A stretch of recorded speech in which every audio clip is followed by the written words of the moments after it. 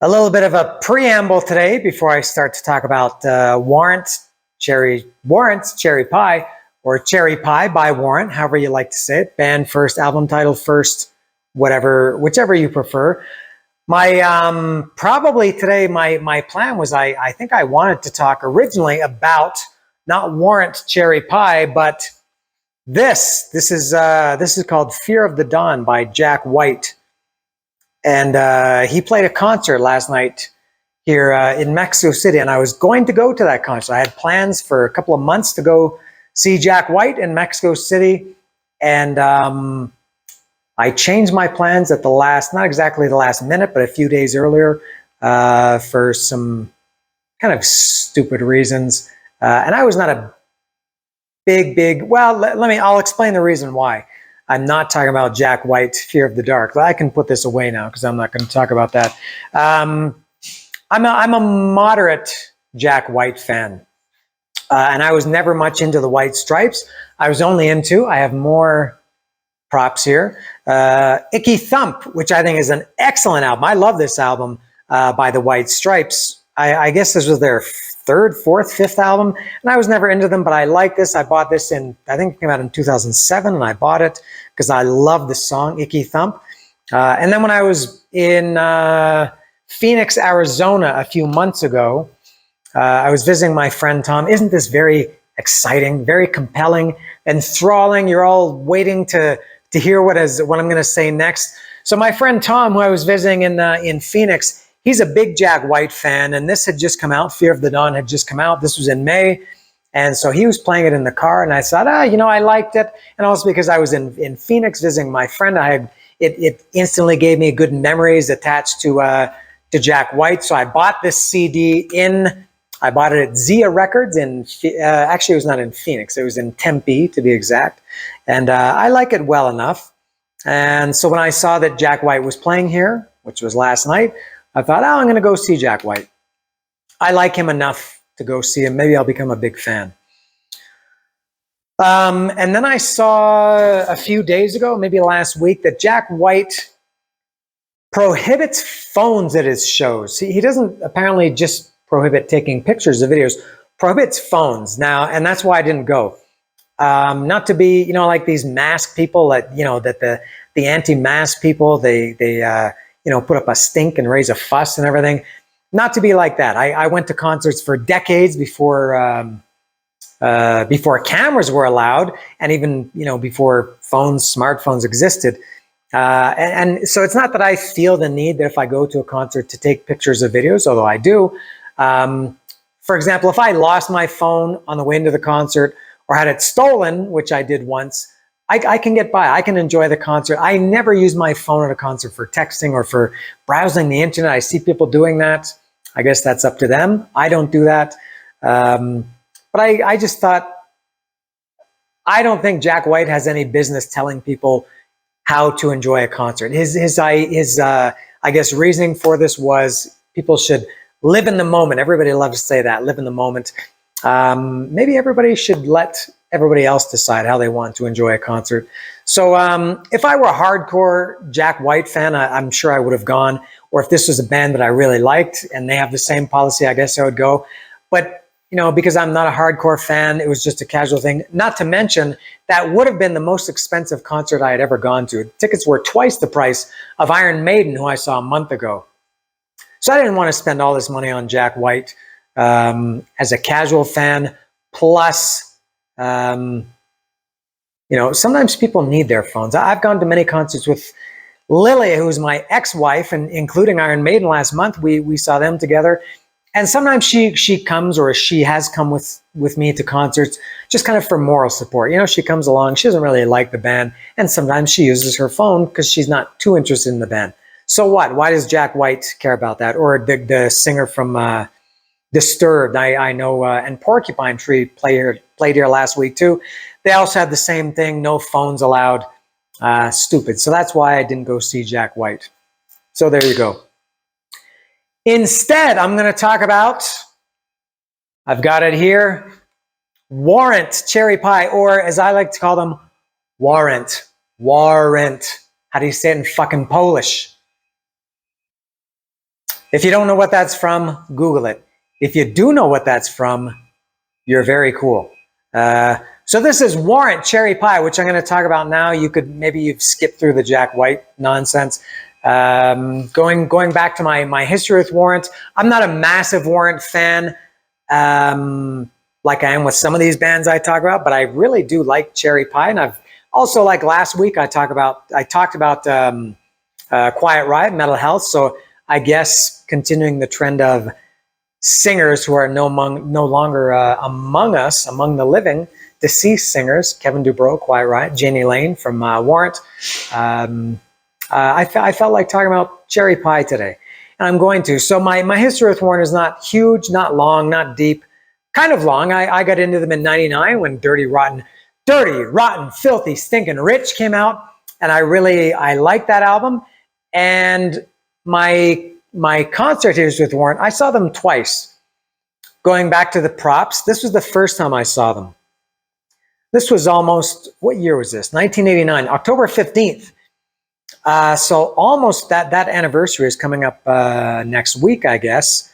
Actually, I'm going to see Guns N' Roses on October 15th this week. Stay tuned for more about that. I'm flying to see Guns N' Roses all the way to a far, far away land called Merida in Mexico. Same date, October 15th, 2022. Stick around for some Guns N' Roses content from Merida. So this was in 1989. So that was 33 years ago that I saw Warrant for the first time. They were headlining. This was at the concert hall in Toronto. I didn't write it on the ticket. I'll have to do that. I always wrote the opening band on the ticket when it wasn't printed already. Danger, Danger opened for Warrant. And I was I guess a pretty good Warrant fan at the time, and I thought I wanted to see them. Love them live. They were amazing live. I've seen Warrant twice and Poison twice, and I'll compare probably a couple of times Warrant and Poison. I'll draw some parallels between them. You know, kind of the same era, same, you could say similar image, same style, same lyrical content, same general atmosphere. Probably if you like Warrant, you're probably also a Poison fan. And so the two times I saw Poison, I didn't think Poison were very good live. Warrant was fucking awesome live both times. This headlining show at the concert hall, I remember they played Living After Midnight by Judas Priest, and very, very like heavy metal. I mean, Warrant is not a heavy metal band. They're not like Judas Priest or Iron Maiden or Black Sabbath or whoever else you consider to be heavy metal. But they're headbangers, and I think they embraced the name heavy metal, I think, more than some of their peers did. So they were excellent. Warrant, October 15th, 1989 at the concert hall in Toronto. And I remember driving back from that concert. I was with a girl called Sandra Hassert and another friend of mine called Don Robinson and maybe Rob Simonovich. And whoever car it was, I think it was Don's car, broke down. We had to stay in a hotel on the way back home until we get the car fixed the next day. And then the second time I saw Warrant, and I was trying to find the ticket stub for this. I know I am missing quite a number of ticket stubs. I guess this was one. This was an awesome show. It was 4 bands. It was a one-off show. It was at Exhibition Stadium in Toronto in 1990, sometime in the summer, I guess. And it was Aerosmith headlining. Metallica, this was a year before the Black Album. Warrant and Black Crowes. I can't remember. I know Aerosmith headline. Metallica was before Aerosmith. I can't remember if Black Crowes played first or Warrant, which is a strange combination, all those bands. But that was one of the best concerts I've ever been to. All around, every band was fucking awesome that night.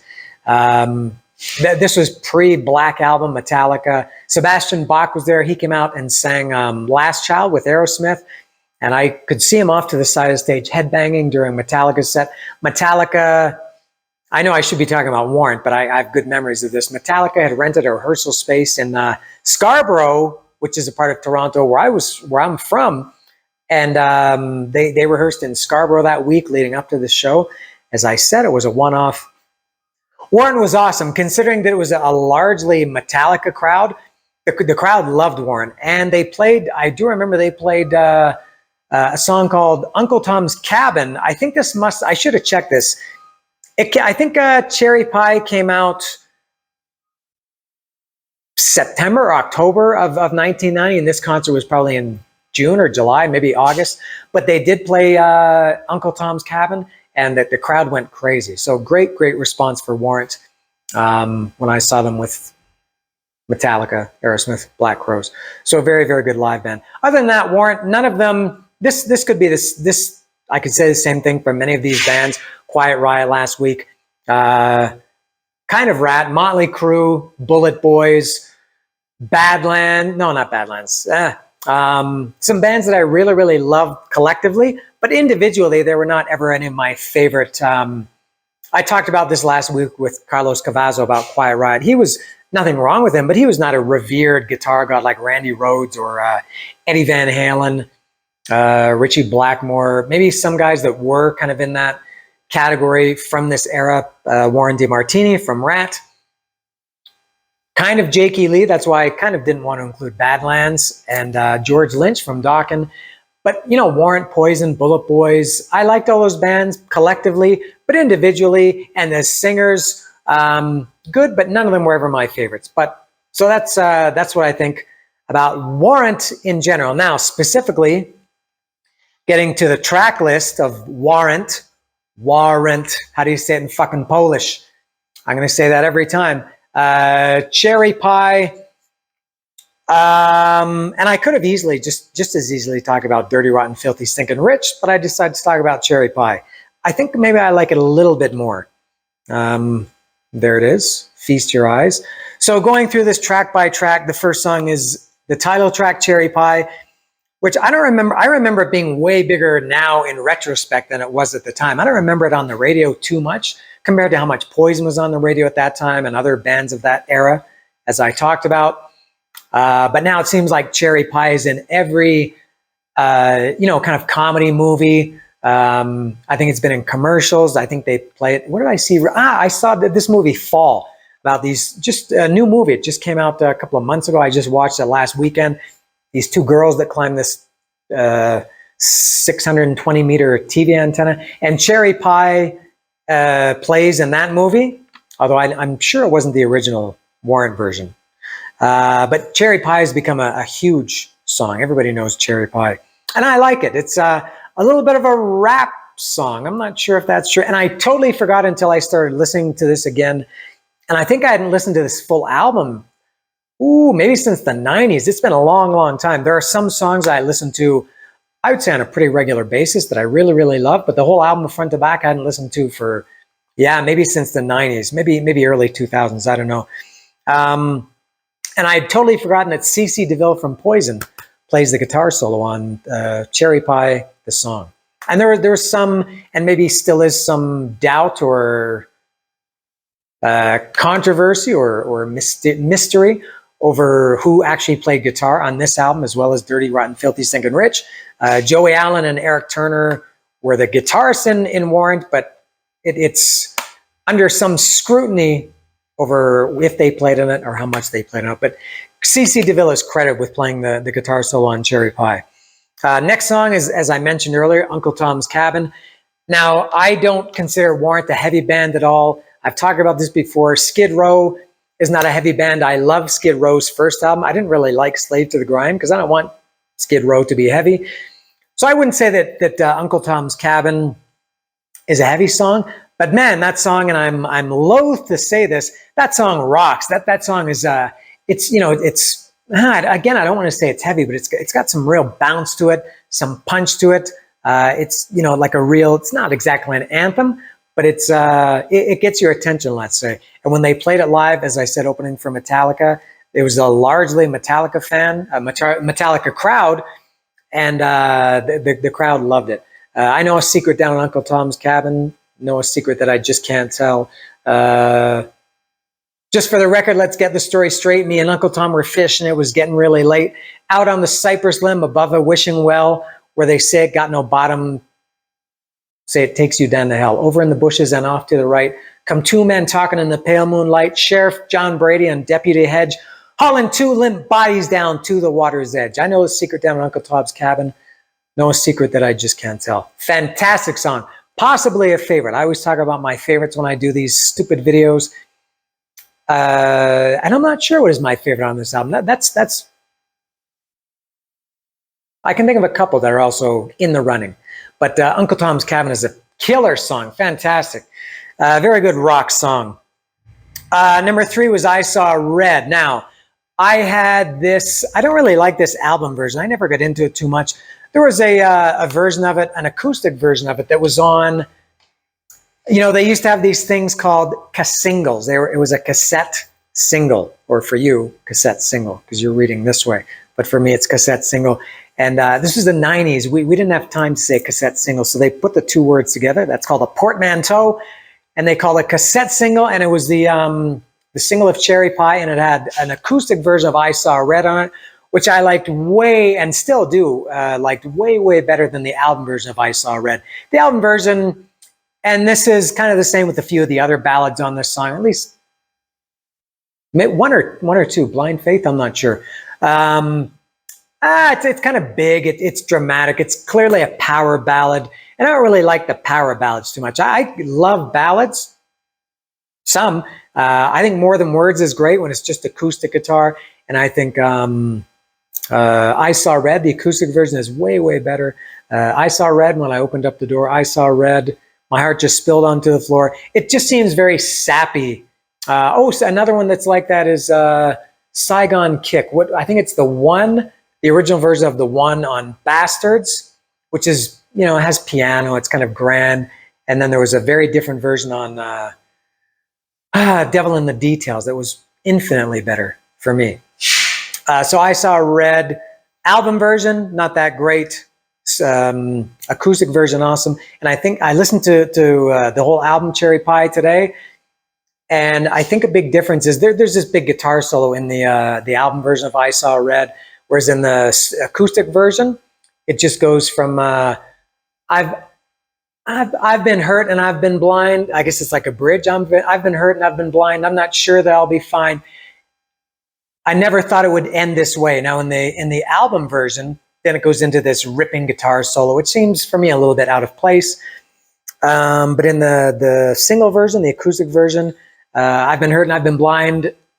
I'm not sure if I'll be fine. I never thought it would end this way. Then it goes directly back into the chorus. I saw red. Sorry for that. And they cut the solo. I think for those at least 2 reasons, acoustic version of I Saw Red is way better, infinitely better. And then kind of strange, when I listened to this album today, I don't know if I realized this at the time, it goes right into Bed of Roses. Now, I Saw Red ends, you know, very quiet ballad, like I said. And then Bed of Roses, this is a song that I think is not sure if it wants to be a ballad or a rocker. It's kind of a little bit of both. It reminds me of, it's got an acoustic intro, which, you know, comes in from the end of I Saw Red, and you're almost not sure that it's a new song starting. It reminds me of Ride the Wind by Poison, which was on, what was the third album called? Not Look What the Cat Dragged In was the first. Open Up and Say Ah was the second. Whatever the third Poison album was, there was a song called Ride the Wind. And that's what Bed of Roses reminds me of. It's very melodic, and it's a pretty good song. I do like it. But it's just maybe suffering from a little bit of I just had it and I lost again. Flesh and Blood is the Poison album. So it maybe suffers from an identity crisis, but I like Bed of Roses quite well. Next one, Sure Feels Good to Me. Warrant, I think, was very formulaic, and there's nothing wrong with that, because I think Metallica, who has made some of the best music I've ever heard in my life, those first 4 Metallica albums were very, very formulaic. I think especially from Ride the Lightning, Master of Puppets, and Justice for All were very formulaic. Rat is one of my favorite bands ever, and they're totally formulaic. So Sure Feels Good to Me. To me, it's like from Dirty, Rotten, Filthy, Stinking Rich. So Damn Pretty should be against the light. It's, you know, kind of an up-tempo rocker, kind of fast-paced, pretty good song. Susie, oh Susie, Won't You Let Me In? There's love in the air, love in my mind, love in the pores of my skin. Susie, oh Susie. And then I can't remember. But yeah, that's a pretty good song too. The next one, Love in Stereo. That's my favorite. It's really close, I think, with Uncle Tom's Cabin.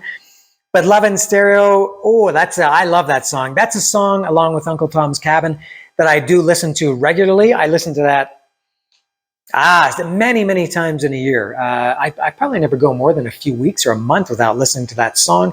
I often listen to it, once and then play it again. I love it so much. It's probably the only song in history to feature what's presumably the small town of Luckenbach, Texas. Fresh out of Luckenbach, Texas. I didn't expect that pair. Both of them had one thing in their mind, and both of them were willing to share. I never had two women before, but I'm an open-minded person, so baby, lock the door. We're Lovin' in Stereo. Very, very, that's I think a classic Warrant song, classic song from this era. It's a sex song. It's a hair metal song. It epitomizes, it encapsulates, if that's the right word, everything that people liked about this music, and probably everything that people some years later hated about it, that do this to it, because they had a song called Love in Stereo. The first time I went to California, I couldn't believe my eyes. Skirts were so long, skirts were so short, legs were so long. That would be strange if it were the other way around. I thought that I would probably die. Fresh out of Luckenbach, Texas, blah, blah, blah. Oh, man, I love Love in Stereo. Yes, slightly more than Uncle Tom's Cabin. Best song. I'm not sure if anything will beat Love in Stereo for me. Next is Blind Faith, another ballad. Big ballad, very similar to Bed of Roses. Blind faith in you. It's okay. A little bit too sappy for me, but and again, following their formula that they had with Heaven from Dirty Rotten Filthy Stinking Rich, big power ballad. I think Heaven is a great song. Blind Faith, so. Another one, number 8, Song and Dance Man. This is a favorite too. So I'd say my top favorites are Uncle Tom's Cabin, Love in Stereo, and this one, Song and Dance Man. That's another one that starts with acoustic guitar, and then it's kind of a rocker, a little bit of an identity crisis too, similar to Bed of Roses. But Song and Dance Man, it's a rock song, I would say, except for the beginning. Oh, and I forgot that Uncle Tom's Cabin had an acoustic intro too. Not ballad-esque, but just acoustic guitar. Song and Dance Man. Tokyo has the Rolling Thunder, Beautiful Women and Warm Summer Rain. Honolulu has Stars of Fire. Words alone cannot explain. I'm not sure if that's what it is, but I like that song a lot, Song and Dance Man. Next, You're the Only Hell Your Mama Ever Raised. That's a long, long title. Look at that. Can you believe it takes up an entire line? Unbelievable. This is in the vein of, again, following the Warrant formula of, what's the song on Dirty Rotten Filthy Stinking Rich? I think the second or third last song, Not Riding High. In the Sticks. It's very reminiscent to me of In the Sticks. It's a rock song, kind of a fun song. What are the lyrics to that one? Song about the mother and father. I came home late last night. Oh, I heard my father, she was talking to my father, smoke and drink and fight all night. Something come hell or high water, I can't remember. But that's a pretty good song.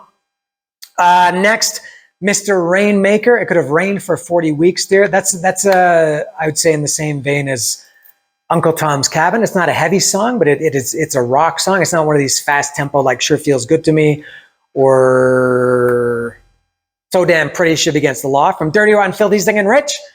Takes a long time to say that. If I weren't saying that album title so often, this video would be probably 3 minutes shorter. But Mr. Rainmaker, it's a good rock song. And then the last one is Train Train. Now, this is, first of all, it's a cover of, there's a band called Blackfoot, and this is a cover of a Blackfoot song, Train Train.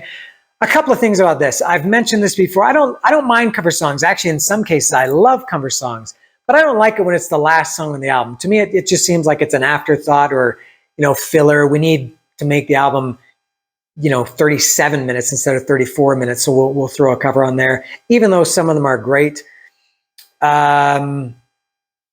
So it maybe loses a point because it's on the end, but it is a good song. But when I listened to it, as I mentioned, I've listened to this album twice in the last few days, including today. Oh man, I had forgotten. Now, this album came out in 1990, as we established in minute 4 of this video. I'm not sure. And I'm maybe the world's biggest Saigon Kick fan. And The Lizard, which is Saigon Kick's 1992 album, the title track, The Lizard. Now, I think by the time that came out, I don't remember it sounding identical to Train Train by, let's say, by Warrant, even though it's a Blackfoot cover. So when I listened to it this week, I thought, Jesus, that sounds, I mean, that riff, not just the riff, the tempo of the riff, the tone of the riff, the guitar, it's like Saigon Kick just took it and sampled it. Obviously, they didn't. Now, I don't know if the original version, the Blackfoot version, is sounds like that. I'll have to listen to it.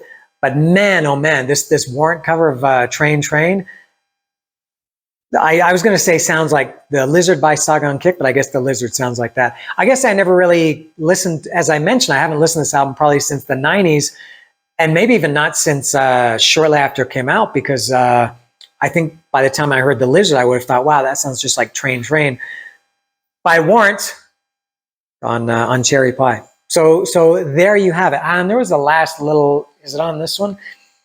Yeah, last little kind of a filler thing called Ode to Tipper Gore, which is just a sampling of Janie Lane live in concert saying bad words, and they stitch them all together. Tipper Gore, at this point, kind of outdated at that point. Tipper Gore's bullshit was in like 1984. This is in 1990. So at this point, I think Warrant missed the boat having an ode to Tipper Gore. But there you go. That's Warrant Cherry Pie. Good album. I'm having a good time rediscovering these old classics. Quiet Riot, Metal Health last week, and Warrant Cherry Pie. Some albums that I haven't really paid too much attention to over the years, except for some songs. I'm enjoying talking about them these days. So that's it for Warrant Cherry Pie. Remember, if you like Warrant, maybe also like Guns N' Roses, I will be seeing Guns N' Roses this Saturday. I'm flying to Merida. I was supposed to see them last year. I flew there last year. It was canceled because of COVID. I'm flying there again. Today is Monday. I'm flying there on Wednesday. In 2 days, I'm flying there. I'm gonna go to the beach. I'm gonna see some. I found last year a crocodile. I was walking along, and there was a big, kind of like a lagoon there, and I saw a giant crocodile there. So I'll be looking for crocodiles and Guns N' Roses. So stick around for that if you're a Guns N' Roses fan. Other than that, that's all for Warrant Cherry Pie.